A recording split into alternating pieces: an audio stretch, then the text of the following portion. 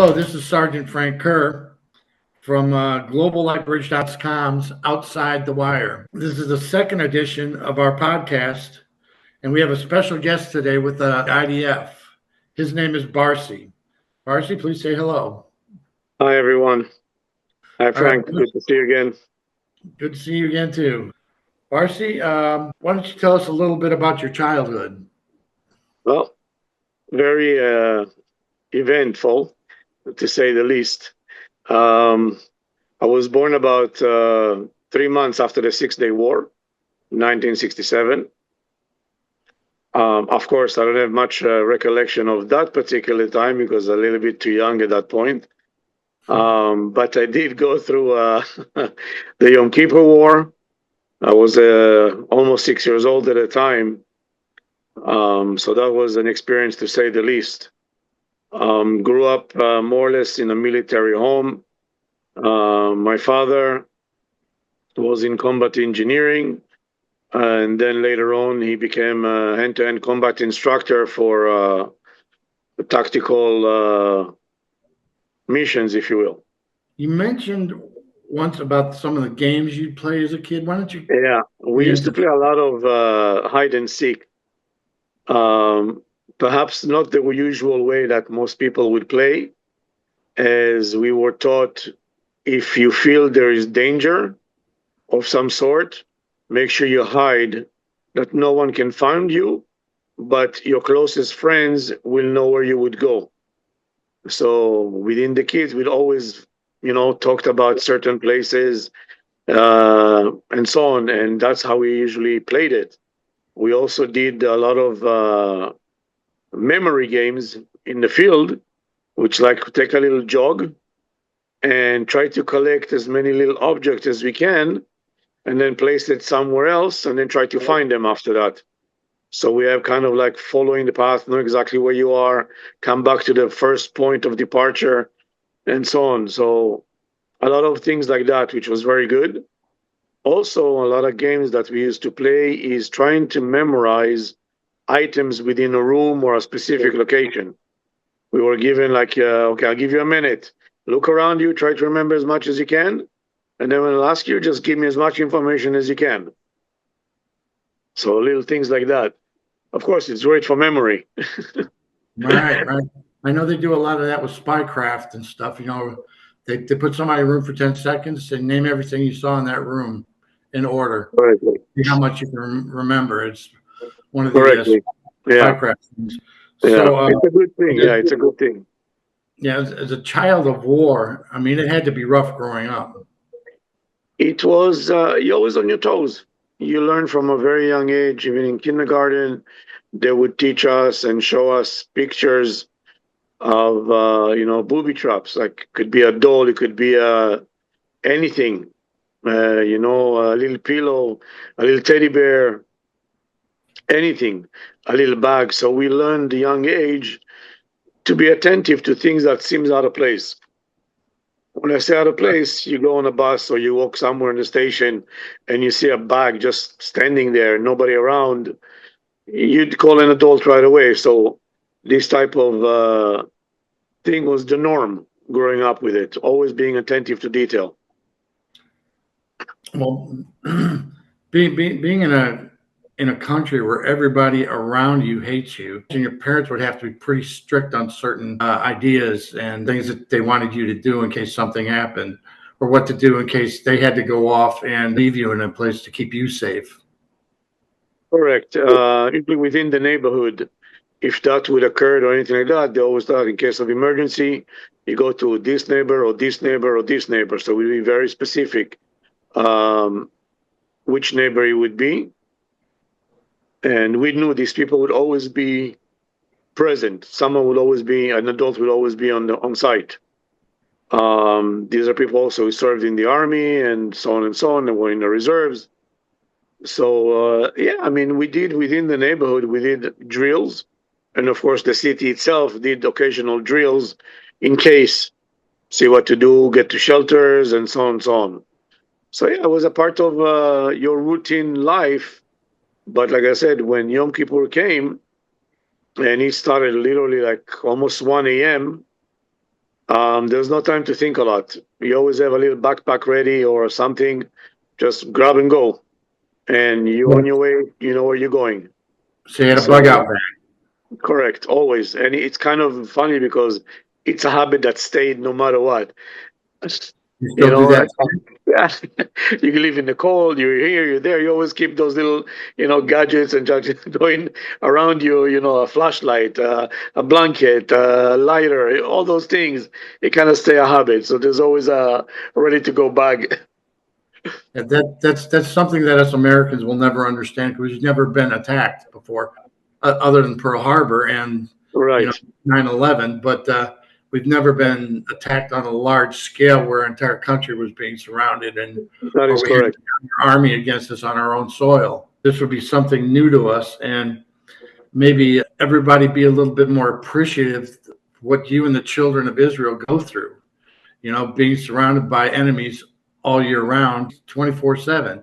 And you don't Yeah. know what's going to happen, when it's going to happen. No, we don't know. We just always pray that it doesn't happen. And yet at the same time, we're very resilient. We're not going to just sit down and mop about it. But, like you've seen before, bombings, shootings, a lot of things. And the next day we bounce right back and live life. Right. It's not something that will deter us from moving forward. That the stage of, World War II and being vulnerable because you have nowhere to go, those days are over. We know how to stand our ground. We know how to fight for what is just. And definitely we learn to appreciate life. Right. We Right. love life. We love life. And what made you want to join the IDF? Well, number one, it's mandatory, especially if you're born in Israel. And those who come abroad, it's on voluntary basis. There are a lot of volunteer also, a lot of what we call lone soldiers who come from different countries to join the IDF for patriotism, for the love of their land. Just like you'll see thousands of Americans join in every year, you love your country. You want to do something for it, instead of always it doing something for you. Like Right. JFK, may rest in peace, said in his speeches. And this is something, it's a motto for life.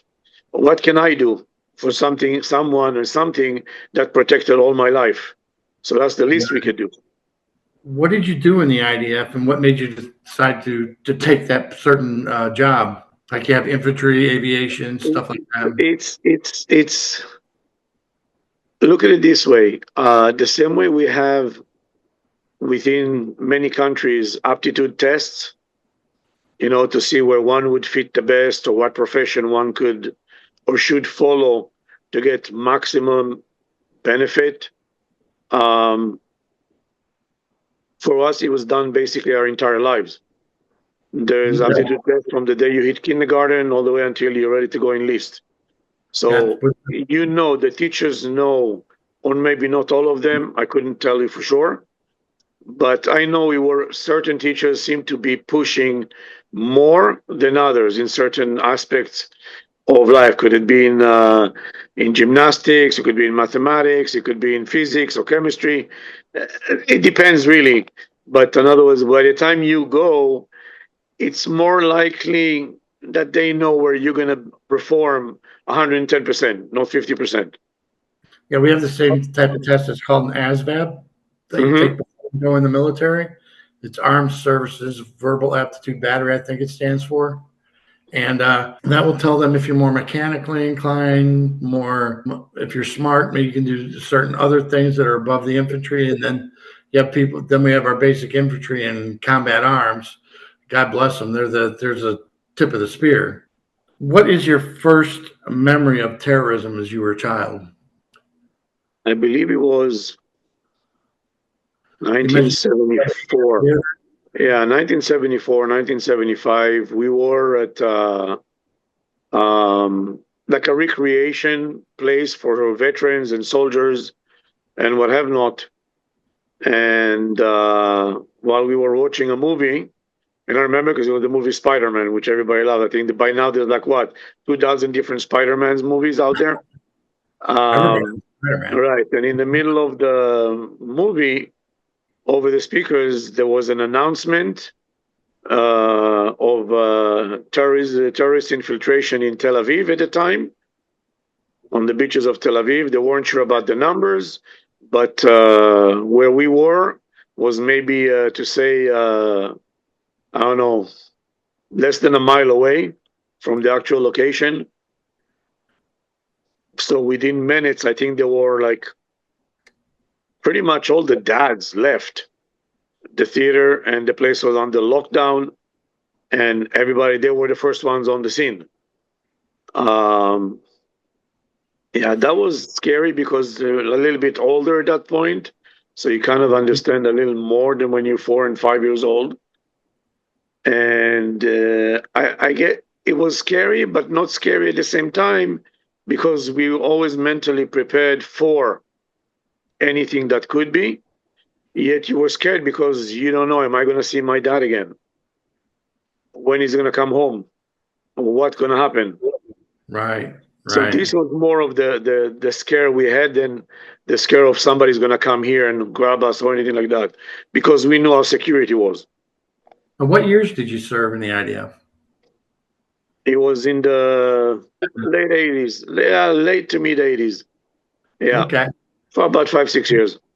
And you did 5 or 6 years. What rank did you get out as? Unable to say. Okay, roger that. I guess if I would kind of compare it to your rank, you would be kind of like a master chief, I guess. All right, like I said, we're clear on that. Don't worry, don't say anything about that, okay? We're good. Your basic training, I imagine, was in the middle of the desert. How long was it? It was everywhere. Everywhere. Didn't matter where you were. Desert, city, built cities, ocean, you name it, we've been there. Now, I realized back in the 70s and 80s when I was looking at Israel, everybody had an M16 or something carrying with them, but they don't do that anymore. And I think that's one of the reasons that the October 7th massacre happened, is because your citizens weren't allowed to carry guns on them. Right, unless you were on reserve or part of security, it was very limited in carrying personal weapons for citizens, that is. And even though in that particular area where everything happened, can't believe it's going to be 2 years already. It's always hard, Yeah. It's always hard to talk about. Do you think it would be better if you guys went back to that particular state of mind, or do you think it's better now? As it stands right now, the laws have changed that they're issuing permits immediately for games. So a lot more people are armed. Thus, we can hear in the news how many times things have been stopped quickly by armed civilians. Any attacks that were really, really nipped in the butt within minutes or seconds. So it definitely helped. Yes, I would have said it would have been probably better. It probably would have been less casualties. But again, they attacked an area that they know there'll be a lot of vulnerability. It's teenagers mainly having a party, homes in the middle of a holiday, a Jewish holiday. So it's kind of, okay, we don't think about it at that point, and I think it will not happen again. It will not happen again. Right. That's good to hear. I'm glad that Israel's taken steps to actually make sure something like this doesn't happen again. And there's plenty of stories here in the United States where bad things have been stopped by good guys with guns. True that. Do we have problems with school shootings, church shootings, stuff like that? Yes. But if you look at the amount of guns compared to what's been happening, you wonder why it's not a much bigger problem. I agree. Guns don't kill. It's people. Guns never kill. Mental illness is what the big problem is. Correct. I strongly believe that if the government followed their own laws, because they're supposed to check for mental illness and stuff like that, absolutely, that we'd have a lot less shootings. But the problem is of their own laws, and people still manage to get a hold of their guns. All right, let's talk about the elephant in the room. October 7th. Yes, sir. This was a plan orchestrated by Hamas in Palestine to attack you during a Jewish holiday, during a festival, a music festival, I think it was called. Correct. Yeah. I don't understand why the Israeli government did not see this coming, because you guys got the best spies in the world. Normally, if a flea farts, you guys are on it already, you know? Correct. And I don't understand how the heck this got through. It's a question we all have. Yeah. Yeah. Right. Something it's a had question we all have. Correct. Something did not work properly. There are rumors, there are talks. Over Palestine, it may have, or maybe the person got killed before he managed to relay the information. Possible. It wasn't just put together. Yeah. Whenever you have a peace treaty, the Jews have to give like 100 persons for one person. More. And More, really. I remember seeing in the news when I was a kid, you know, that the suicide bombers would go inside a bus and detonate inside of buses in crowded areas, schools, hospitals, wherever they decided they needed to be. Then you built a wall on Palestine. We literally gave them a land to thrive. You decide to go ahead and send them plumbing so they can get their water infrastructure up. So what do they do with the pipes? They turn them into rocket launchers. Correct. You guys are the kindest people that I've ever seen. You know, I mean, you're still trying to help them with their electrical grid, their everything, their water grid, and everything. Instead of using that money for good to help their people, so they can live fruitful lives, they decide to turn them into weapons.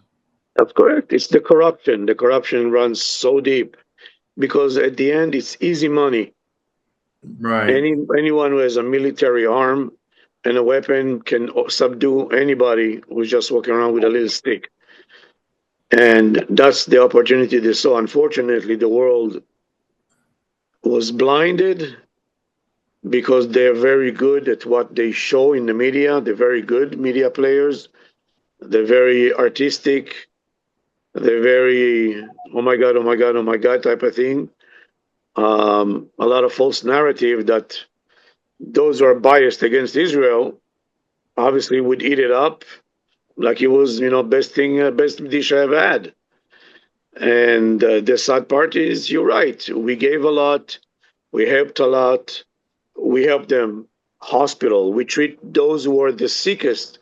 We treated them. I mean, even Sinwar's wife, we treated her for cancer in Israel. They cured her. So there's a lot of stories like that of people we saved, and in return, they wanted to kill us. You know, Golda Meir, may she rest in peace, said once, we will have peace in the Middle East and in Israel when our enemies will learn to love the children as much as we love life. Exactly. And their saying is, they're basically, I have 7 children, I'll sacrifice all of them to go kill Jews. It's very hard to deal with someone like that. So we know what happens after. You're being indoctrinated for 10, 15 years. When you're in your teens, what do you expect? There's only hatred. And the worst thing is, even to their own people, they're just as cruel. It's true. I know. Because if you don't do what they ask you, they will torture you, they will beat you, they will kill your family, they will burn your family, you name it. They'll do it to you, just to the same thing. In other words, there is no value to life. That's what they do, and they hide in those places, that is hospitals, schools, public buildings, neighborhoods, because they're cowards. They will not go, you know, a soldier against a soldier. Right. And that makes a huge difference when you find yourself as combatants in urban places. You know, there's going to be, unfortunately, casualties who don't deserve to be there, like saying, you know, the shootings in Chicago or other places when they're left, right, and there's always some innocent bystander who's going to end up, you know, with the wrong stuff, and the guy who's supposed to get it or not just walks away. And that's the sad part, really. But more than anything, they do it to their own people. They beat them daily. There's plenty of videos circulating, and this is not a makeup. This is not fantasy films. These are people who risk their life filming it and posting it in the hope that they see what they're going through as well. They don't want it. They don't deserve it. That thing that doesn't light up.